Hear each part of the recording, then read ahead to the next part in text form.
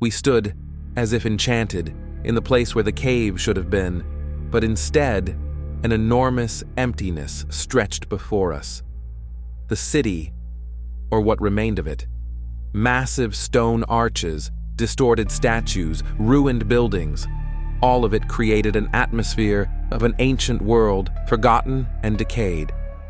Every step we took echoed like a bell in the endless silence, and we could feel that this silence was unnatural, like the framing of a terrible secret. The open squares, which once served as the heart of this great city, were now filled with enormous ancient skeletons, which had once been living creatures. But these skeletons, they were extraordinarily large.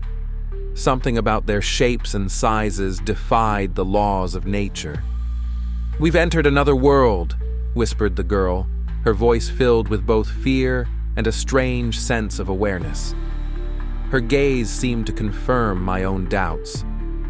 We all silently gazed at the ruins, as though the eyes of our predecessors, these ancient climbers, were watching us from the shadows. It felt like we weren't alone.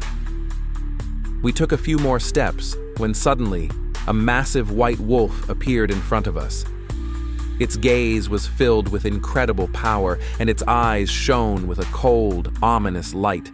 Its fur was pure white, as though it were the very embodiment of coldness, and everything around it instantly chilled.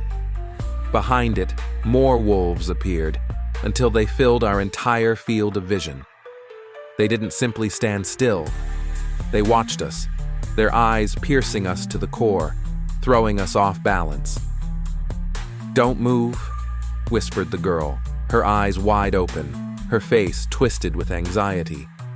"They're not just animals. They're guardians." I couldn't believe what I was hearing. How could that be? But there was something in her words that made me stop and not dare to move. The wolves didn't approach. They stayed in the shadows, merely observing, as if they were part of this ancient tale, of which we were uninvited witnesses. We stood motionless, each of us trying to find a way out of this nightmare.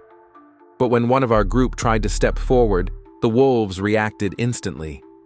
One of them lunged at him, and before he could even scream, he vanished into the darkness. This became a signal for the rest of us. "Run!" shouted the guide, and his command forced us to move. We sprinted forward, panicked, losing all sense of direction. We ran through the ruins, fleeing from the predatory gazes, and I could feel the pressure of this place bearing down on our psyche.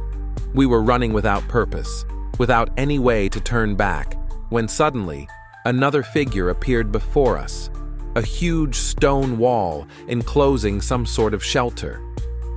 "Is this the exit?" someone asked, but before anyone could answer, we saw something completely different on the horizon. The sky shattered into pieces, and all of us simultaneously realized that we were standing before a towering wall leading to the summit of Everest. The path rose upward, but with no choice, we started moving toward this wall. The storm had begun to rise out of nowhere.